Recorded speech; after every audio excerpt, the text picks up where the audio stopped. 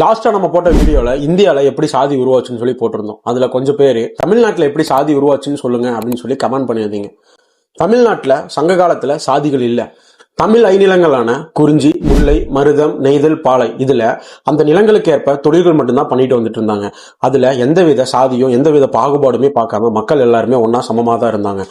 வட இந்தியாவில் இருந்த வர்ண சாதிய கட்டமைப்பு மெதுவா தமிழ்நாட்டுக்குள்ள ஊடுருவ ஆரம்பிச்சது.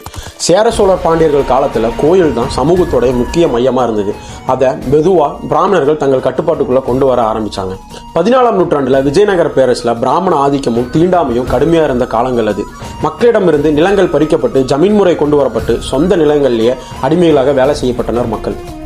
இந்த காலகட்டத்தில் தான் கோயிலுக்குள்ள யாரு நுழையணும் நுழையக்கூடாதுங்கிறதே தீர்மானிக்கப்பட்டது. அது வரைக்கும் வெறும் சமுதாய அடையாளமா இருந்த சாதி அதற்கு பிறகு பிரிட்டிஷ் காலத்துல சட்ட ஆவணமா கணக்கெடுப்பின் மூலமா மாற்றப்பட்டது.